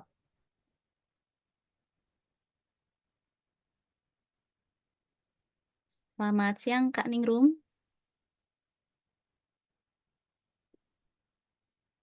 Untuk pembayaran pajak, Pak, penjelasan dari Kak Ningrum di kolom chat, Pak. Begini, kalau TER ya, misalkan begini, TER itu kan dikenakan untuk PH bruto, PH bruto atas apa gaji lah. Contoh dari gaji, bonus, eh, insentif dan lain-lain itu PH brutonya dikali tarif efektif rata-rata. Kira-kira seperti itu ya. Cuma pada yang kasus TER itu sebenarnya, walaupun bukan topik kita ya, kasus TER biasanya itu adalah lebih potong. Lebih potong akan terjadi bagi pegawai yang tidak penuh dalam 1 tahun. Karena TER itu ditetapkan, perhitungan sudah didesain kalau untuk pegawai yang bekerja Januari sampai Desember. Jadi kalau bekerjanya Januari sampai Juni atau Maret sampai Desember itu pasti lebih bayar pada waktu Desembernya. Lebih bayar secara eh, pemberi kerja, perusahaan pemberi kerja lebih potong ke pegawainya. Kalau pegawainya nggak bisa minta dikembalikan gitu kan karena lebih potong. Tapi kalau pajaknya ditanggung oleh perusahaan itu sebenarnya lebih bayar karena bagaimanapun kan tidak dipotong gaji. Kira-kira seperti itu yang umumnya. Nah, kalau ke koreksi fiskal kaitannya dengan TER itu biasanya ya sebenarnya bukan ke TER-nya ya, tetapi ke dinilai penghasilan brutonya. Nilai penghasilan bruto di objek PPh pasal 21 harus tercermin sama dengan nilai transaksi yang berpotensi terhutang PPh pasal 21 di laporan keuangan. Kira-kira harusnya seperti itu, bukan ke koreksi fiskal yang lain. Nah, tapi ke prakteknya kalau berbeda kan harus cari tahu dia kemana. Ya, kalau berbeda, kalau laporan keuangan lebih besar biaya gaji daripada nilai DPP di TER itu di PPh 21 berarti ada PPh 21 yang belum dilaporkan, ya dibetulkan pelaporannya. Begitu. Atau ada karena kalau ini dibetulkan, prakteknya kalau ini dibetulkan timbul hutang pajak yang lebih besar, ada wajib pajak yang tidak mau patuh, ini laporan keuangannya yang dikoreksi menjadi akun yang tidak berpotensi terhutang PPh pasal 21. Nah, harusnya yang saya tahu kaitannya seperti itu. Saya kurang nangkap kaitan tadi itu dalam pertanyaan ke koreksi fiskal. Kira-kira begitu, Ibu, yang saya pahami. Baik, terima kasih Pak Martogi atas penjelasannya dan semoga bisa diterima oleh Kak Ningrum ya, Kak ya.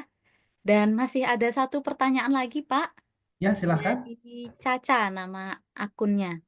Selamat siang, Pak. Saya bergerak di bidang jasa sewa truk, status sebagai PT Perorangan, dalam kurung PTB. Pertanyaan yang pertama, misalnya harga sewa 4 juta, penyewa kendaraan minta PPh 23 disetor oleh PTB, apakah bisa? Jadi penyewa transfer 4.080.000, minta 80.000 disetor oleh PTB, apakah bisa? Yang kedua, jika sebagai pemilik sewa kendaraan, lebih hemat pajak sebagai PT perorangan atau orang pribadi? Terima kasih. Demikian, Pak, pertanyaannya. Itu pertanyaan yang mana? Dari siapa, Bu? Agak panjang, saya nggak ingat. Iya, atas nama Caca, Pak, di kolom chat Zoom. Agak Sebentar, sesudah nggak muncul ya. agak ke atas, Pak, Oh, ke pertanyaan. atas. Agak di atas chat atas bagian atas gitu, Pak. Nah, sebentar ya.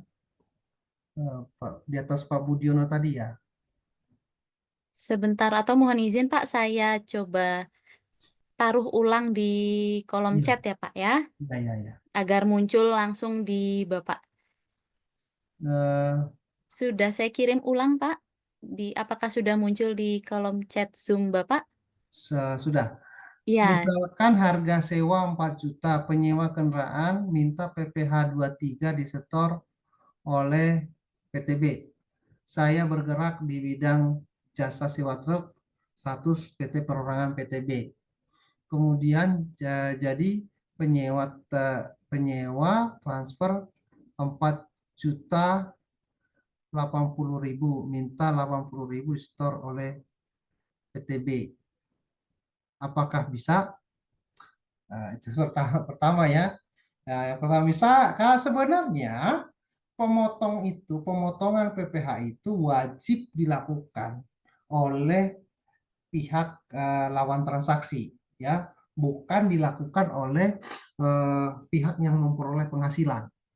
Jadi kalaupun tidak dipotong itu akan menjadi apa namanya, menjadi masalah bagi penyewa, ya. Harusnya penyewa yang melakukan pemotongan PPh pasal 23. Sebenarnya ini PPh pasal 23 tapi bukan UMKM lagi, tapi ya biar nggak apa-apa lah ya, biar lebih hidup diskusinya. Jadi itu pertama ya, Ibu Bu, Bu apa tadi Pak? Bu Meliana ini yang bertanya. Dari Kak Caca, Pak, yang Ah, bertanya. Kak Caca, jadi begitu ya. Kalau tidak dipotong penyewa, itu akan menjadi masalah di penyewa. Kalaupun kita setor sendiri, itu sebagai PPh 23 itu kan bukan sesuatu yang harus disetor sendiri. Yang disetor sendiri itu PPh final. Tidak ada menu PPh 23 disetor sendiri sepemahaman saya ya. Nah, nanti susah mengkreditkannya itu SSP-nya. Tapi bisa minta dikembalikan juga kan.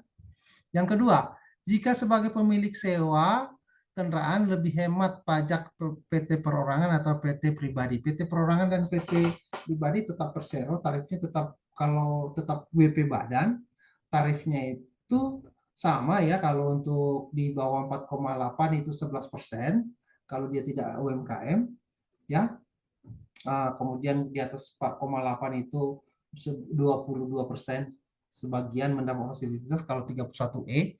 Kalau omsetnya di atas 50M langsung dikenakan 22%. Jadi tidak ada, sebenarnya secara tarif tidak ada bedanya ya, PT perorangan atau orang pribadi. Baik, sudah cukup jawabannya Pak Martogi ya? Oh, sudah direspon Pak oleh Kak Caca. Baik Pak, terima kasih.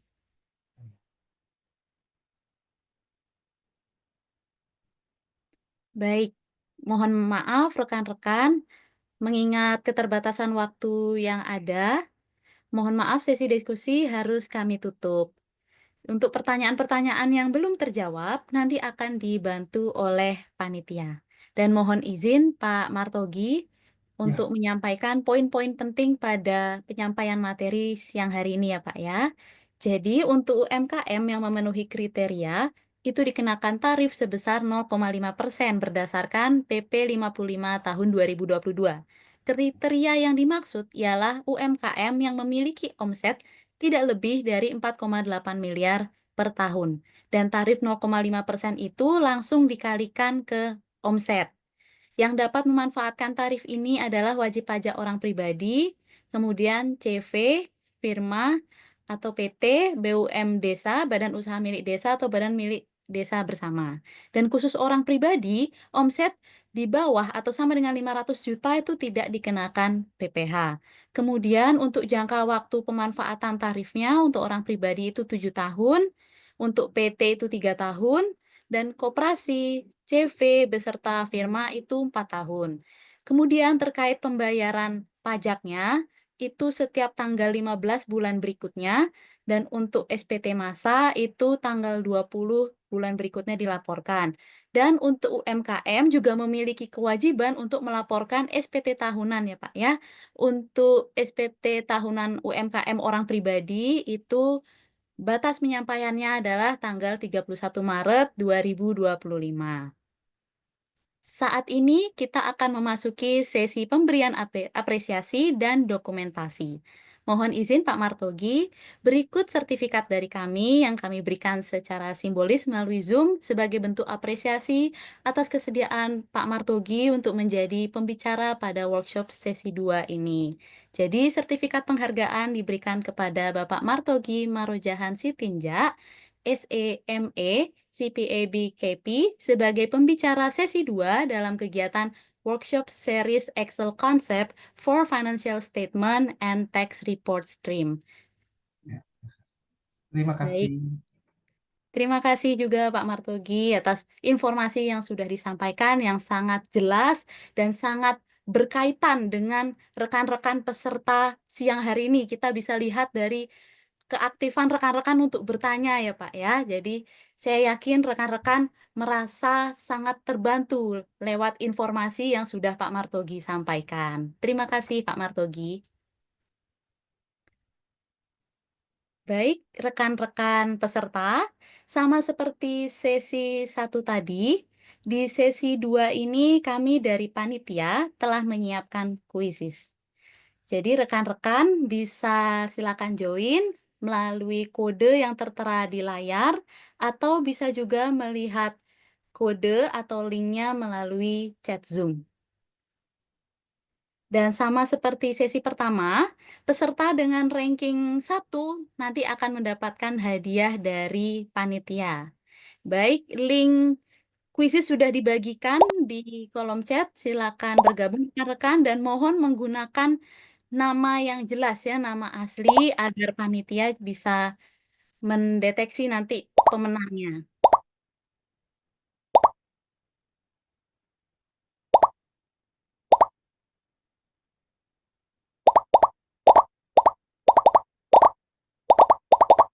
Baik, dari 152 peserta sudah ada 29 partisipan. Terus meningkat ya.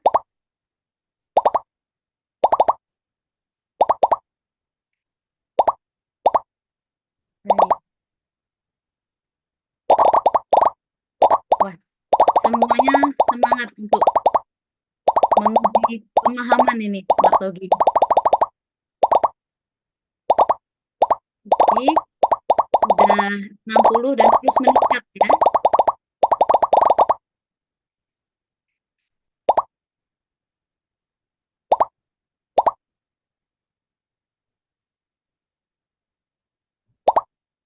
Kuis akan kita mulai 2 menit lagi, jadi pada pukul 14.42 kuis akan dimulai, jadi silakan rekan-rekan segera join di kuisis. 1 menit lagi rekan-rekan. Mungkin rekan-rekan yang bergabung di Zoom bersama temannya belum join, bisa diingatkan untuk join kuisis ya.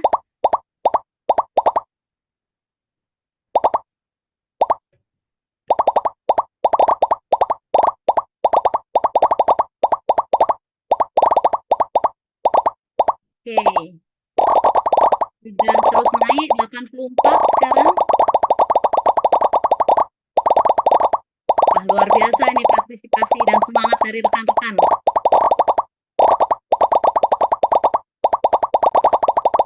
Kita tunggu.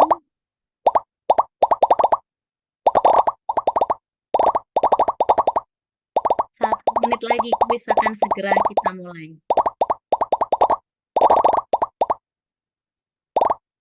Oke. 87 partisipan. Oke, sudah pukul 14.42. Silakan kepada panitia untuk dimulai kuisnya.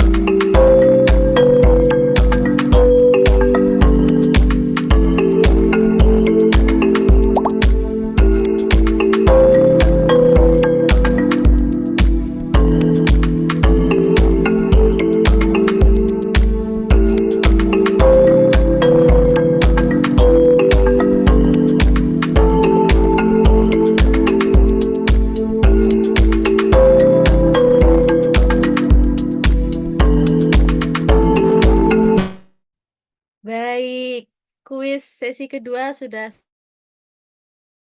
Terima kasih atas partisipasi dan semangat dari rekan-rekan semua. Tadi saya lihat betul-betul balap-balapan ya. Semua berebut untuk menjadi posisi nomor satu. Luar biasa. Beri applause buat kita semua. Bisa lewat reaction clap, rekan-rekan. Oke, sekarang saya akan mengumumkan siapa saja nih yang berhasil meraih peringkat pertama baik di kuis sesi pertama, kuis sesi kedua, dan juga yang menjadi peserta teraktif. Wah, pasti rekan-rekan sudah nunggu-nunggu nih. Yang sesi pertama tadi sudah ngikuti pemaparan materi, kemudian sudah dites juga lewat kuis, kemudian di sesi 2 juga sama. Lalu rekan-rekan juga sudah berdiskusi, berpartisipasi secara aktif baik di kolom chat maupun secara langsung ya via Zoom. Sekarang kita akan mengumumkan, kita akan mengetahui bersama siapa pemenang dari kuis sesi pertama, kedua, dan juga peserta teraktif. Baik, ini pemenang kuis sesi pertama, yaitu juara satunya ada Kak Dea Ginting. Kita beri tepuk tangan, semua bisa lewat reaction clap. Selamat, Kak. Luar biasa, keren banget bisa dapat peringkat pertama. Selamat ya, Kak Dea Ginting.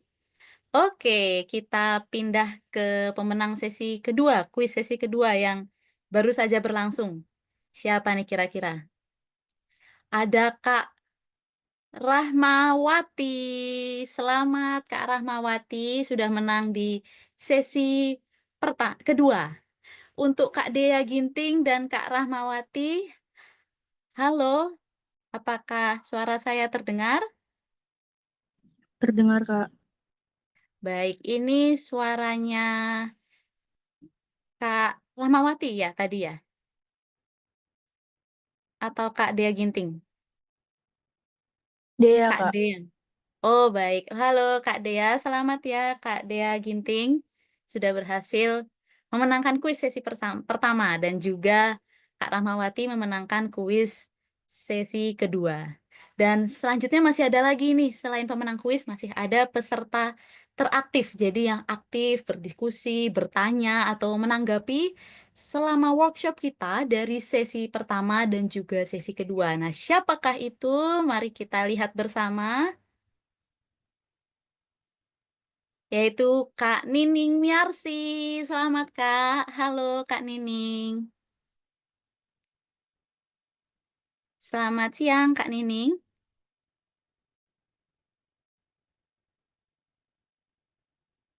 Apakah suara saya sudah terdengar Kak?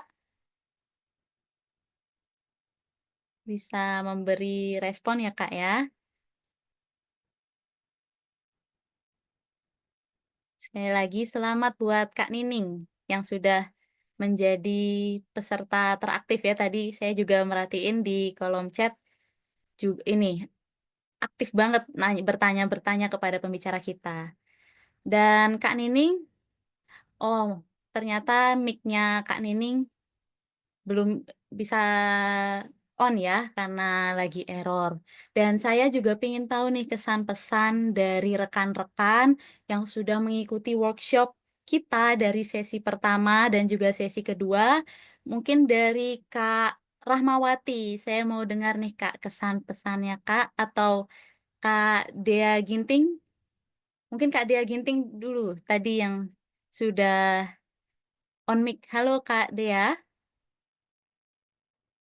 Iya, halo, Kak. Halo Kak Dea, selamat siang Kak. Mungkin bisa disampaikan kesan pesan atas workshop kita pada hari ini Kak, silakan. Sebelumnya saya minta izin karena nggak bisa on cam ya, Kak. Karena ada bermasalah kameranya. Oh baik, tidak apa-apa Kak. Sebelumnya saya mengikuti dari sesi pertama dan kedua tadi. Sungguh sangat penyampaian materi dari kedua narasumber kita pada hari ini sangat sangat sangat jelas dan sangat membantu khususnya bagi saya mahasiswa perpajakan eh, sebagai menambah pengetahuan saya dan khususnya untuk nanti pada praktiknya di dunia kerja. Terima kasih kepada dua narasumber kita pada hari ini. Ya, Kak. Demikian, Kak.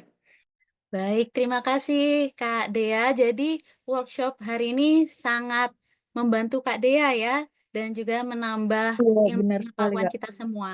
Dan tidak hanya Kak Dea, saya yakin rekan-rekan peserta semua pasti sangat merasa terbantu oleh pemaparan materi pada siang hari ini. Terima kasih Kak Dea yang sudah menyampaikan kesan pesan ya Kak ya. Terima kasih kembali, Kak. Baik, untuk selanjutnya kita ada sesi dokumentasi.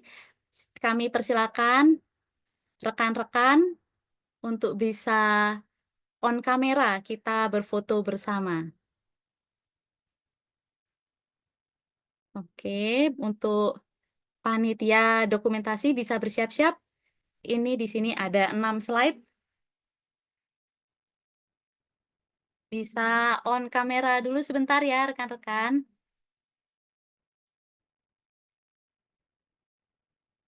Baik, silakan berikan senyum terbaik dan juga mungkin kalau mau pose juga boleh, boleh banget. Kita mulai dari slide pertama ya rekan-rekan.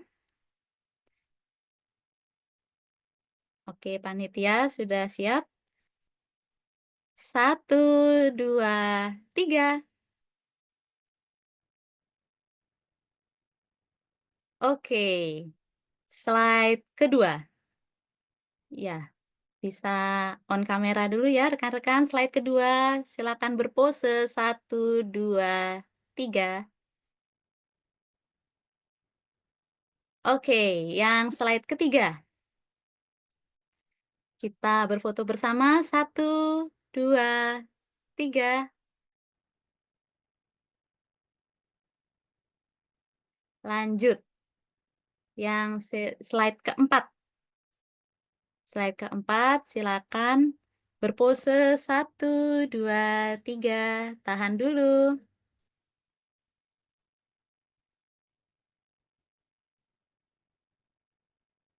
Yang kelima, silakan berpose. 1, 2, 3.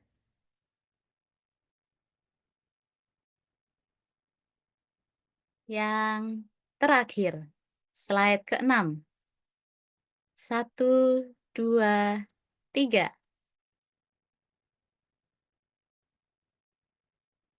Oke, sudah semua slide tercapture. Dan selanjutnya saya juga mau mendengar dari pelaku UMKM. Mungkin rekan-rekan di sini ada yang memang punya usaha UMKM, bisa banget memberikan kesan pesan untuk acara kita pada siang hari ini. Kami persilakan rekan-rekan, apakah ada yang ingin menyampaikan testimoni atau kesan pesan? Boleh open mic.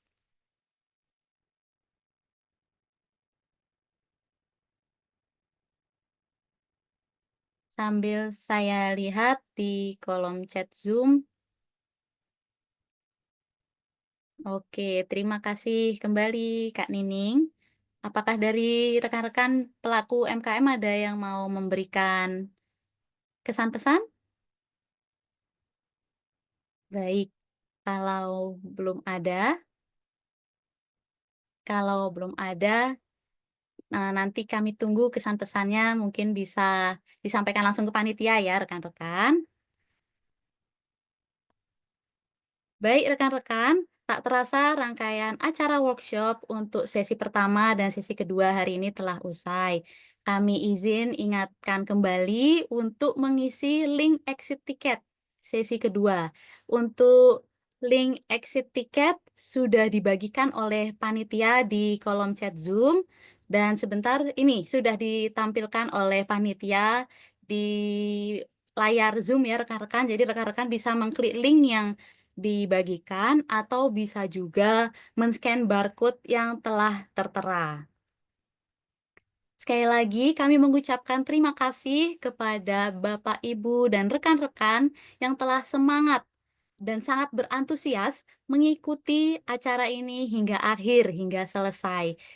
Dan semoga acara ini bermanfaat bagi kita semua dan Jangan lupa sekali lagi rekan-rekan bahwa pelaporan SPT itu batasnya 31 Maret 2025 untuk orang pribadi ya. Dan apabila ada hal-hal yang kurang berkenan dalam pelaksanaan kegiatan workshop kali ini, saya selaku moderator dan juga mewakili seluruh panitia memohon maaf. Dan izin mengingatkan juga untuk link exit tiketnya segera diisi ya rekan-rekan agar bisa mendapatkan sertifikat dari panitia. Akhir kata, kami ucapkan terima kasih dan mohon izin saya mau sedikit berpantun untuk menutup workshop kita pada sore hari ini. Boleh respon cakep, boleh lewat chat Zoom atau mau on mic juga boleh ya rekan-rekan. Petir bukan sembarang petir. Cakep. Petir menyambar di dahan kayunya.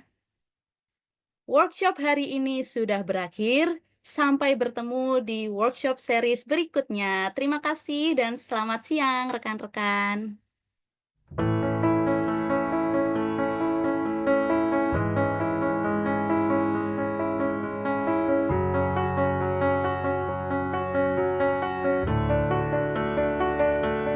I heard that you're settled down, that you found a girl and you're married now. I heard that your dreams came true. Guess she gave you things I didn't give to you. Old friend, why are you so shy? Ain't like you to hold back or hide from the light. I hate to turn up out of the blue uninvited, but I couldn't stay away, I couldn't fight it. I had hoped you'd see my face and that you'd be reminded that for me it isn't over. Never mind.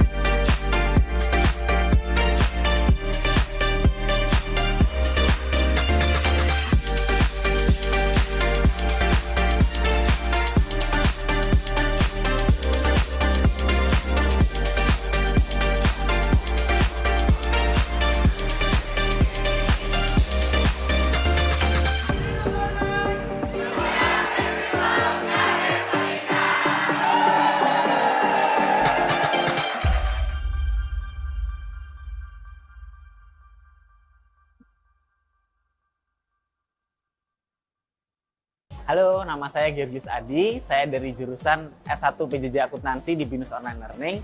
Saat ini saya bekerja di pegawai pemerintahan di Kementerian Keuangan. Jadi saya dapat testimoni dari teman sih, di BINUS Online itu enaknya itu kuliahnya fleksibel. Jadi walaupun saya kerja full waktu, saya tetap bisa kuliah dengan nyaman dan tentunya terjadwal dan terstruktur gitu di BINUS Online.